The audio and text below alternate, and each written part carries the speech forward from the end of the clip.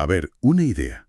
¿Y si parte de la solución a los grandes desafíos de nuestras ciudades, como la alimentación, el empleo o la gestión de residuos, estuviera ya creciendo en solares abandonados, o en azoteas olvidadas, en pequeños rincones verdes entre el asfalto?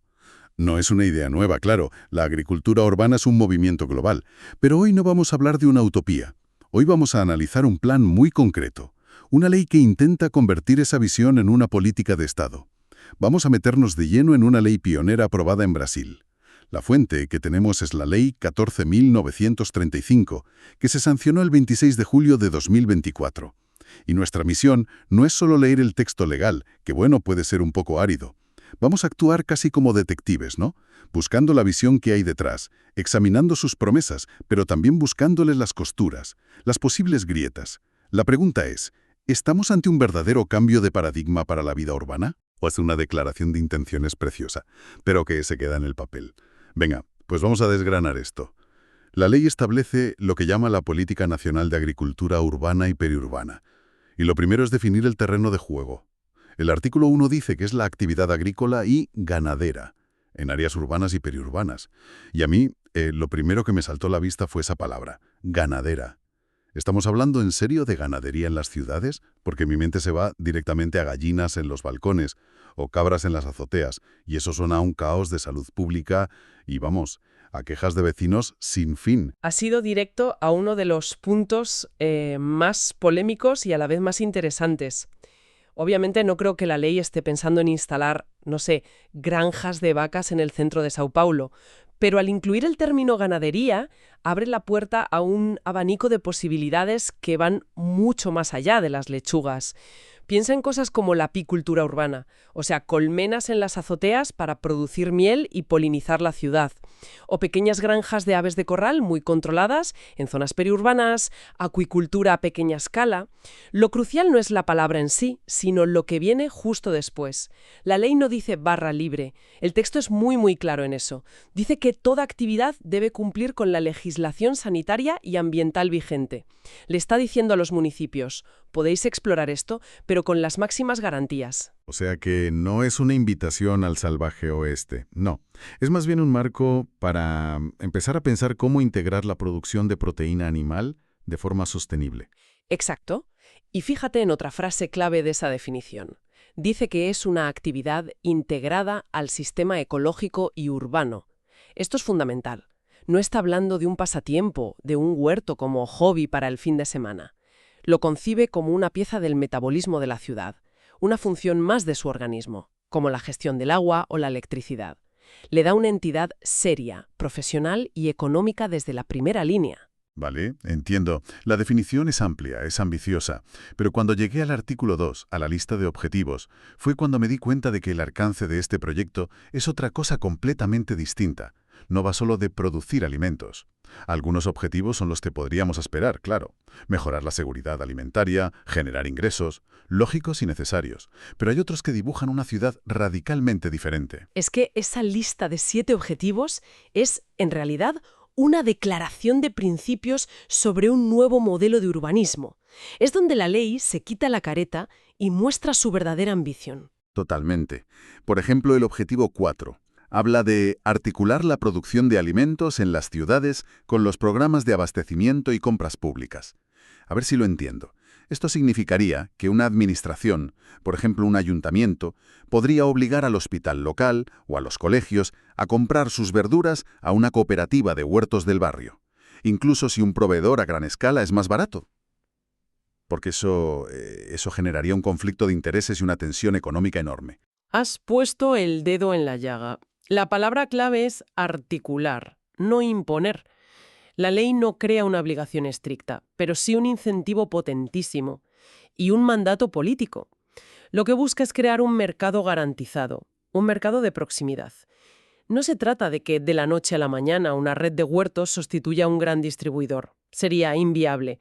El reto logístico es gigantesco. Imagina la demanda diaria de un hospital grande.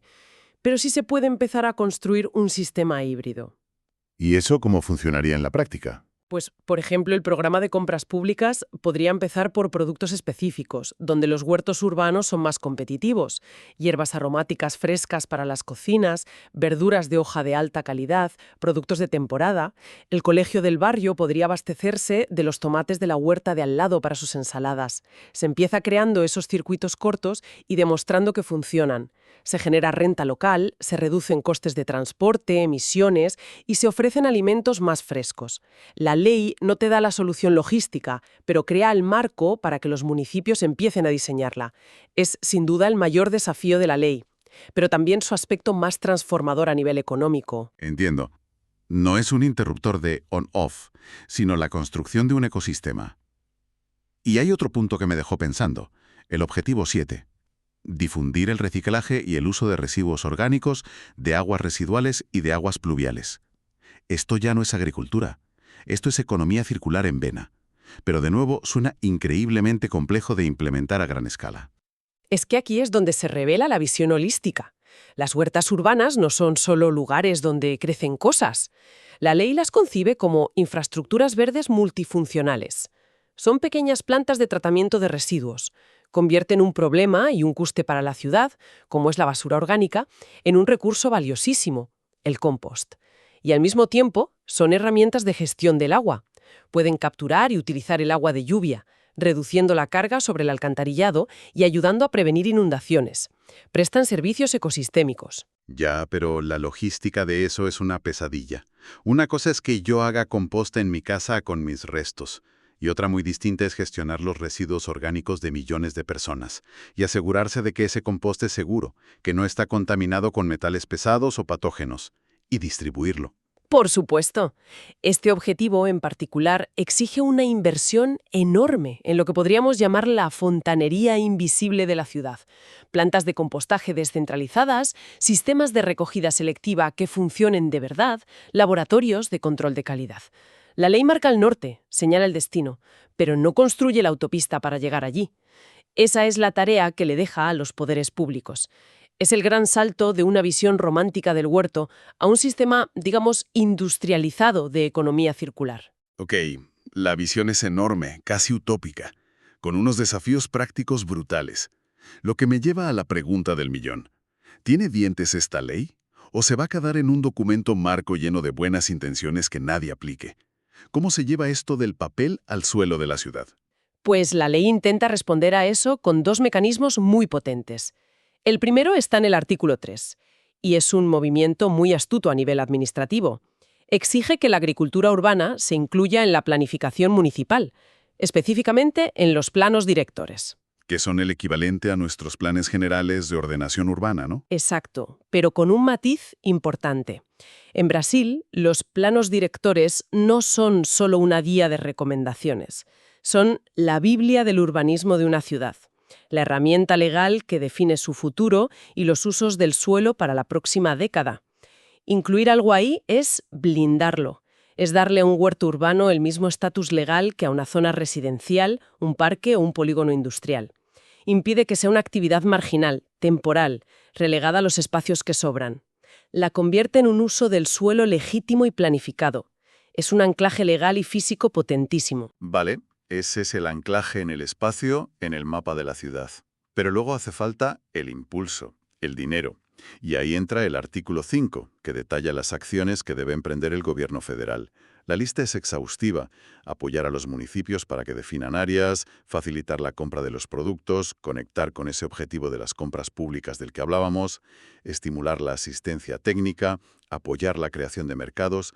Pero leyendo la letra pequeña, justo al principio del artículo, encontré la frase que lo puede cambiar todo. Déjame adivinar. La coletilla de siempre. La coletilla de siempre. Respeitada disponibilidad de orçamentaria y financiera. Ojo, que aquí viene la trampa. Básicamente dice, haremos todo esto, si hay dinero. Y ahí es donde la utopía choca de frente con la realidad fiscal y la voluntad política. La ley crea un vehículo fantástico, con un diseño increíble y un potencial enorme, pero no garantiza que vaya a tener gasolina. Su efectividad a largo plazo no depende del texto de la ley, que es sólido, sino de la decisión de los gobiernos sucesivos de abrir el grifo del presupuesto. de asignar los fondos necesarios para que todo ese ecosistema de apoyo, créditos, formación, mercados, se materialice. Con lo cual se convierte en un arma política. Un gobierno puede apoyar la ley y dotarla de un presupuesto generoso. Y el siguiente puede, sin cambiar una coma de la ley, dejarla morir de inanición simplemente no asignándole fondos. Exactamente. Y podemos imaginar que no todo el mundo estará aplaudiendo esta ley. Los lobbies de la agroindustria tradicional, las grandes cadenas de distribución, pueden verla como una amenaza. Por tanto, la ley abre un campo de juego, pero la partida se jugará cada año en los despachos donde se deciden los presupuestos. Es el clásico punto de tensión entre la ambición legislativa y la cruda realidad política y fiscal. La estructura es sólida, pero su funcionamiento depende de una inyección financiera constante que no está, ni mucho menos, garantizada. Vale, hagamos un resumen de lo que hemos desgranado. Esta ley brasileña no es ni de lejos una simple norma para regular 4 huertos en la ciudad. Es un plan estratégico integral, casi un manifiesto. Ve la agricultura urbana como una navaja suiza para abordar de forma simultánea la seguridad alimentaria, la desigualdad económica, la gestión de residuos y agua, y la propia planificación del espacio urbano. La gran conclusión es su enfoque absolutamente holístico. Conecta políticas que normalmente van por separado y en ministerios distintos. Políticas sociales, económicas, ambientales, de urbanismo, todo bajo un mismo paraguas conceptual. Entiende la ciudad no como una suma de edificios y asfalto, sino como lo que es, un organismo vivo, un ecosistema.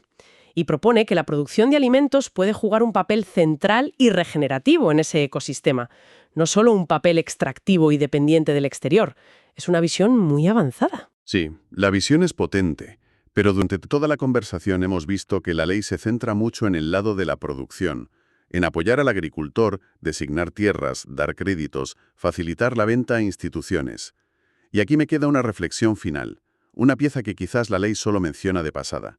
En su último punto habla de promover campañas de valorización y divulgación de estos productos. Pero, ¿qué cambio cultural tan profundo se necesita en los propios habitantes de la ciudad para que todo este engranaje funcione? Es la otra mitad de la ecuación, claro. Exacto, porque no basta con producir tomates a la vuelta de la esquina. La gente tiene que buscarlos, valorarlos y estar dispuesta a darles prioridad. Cómo se transforma no solo la producción, sino también la cultura del consumo, para cerrar ese círculo por completo. ¿Estamos dispuestos a aceptar que la lechuga de nuestro barrio a veces sea más cara, o que un día no haya porque una plaga ha afectado la cosecha local? Esa transformación de la demanda es quizá un desafío tan grande como el de la propia producción.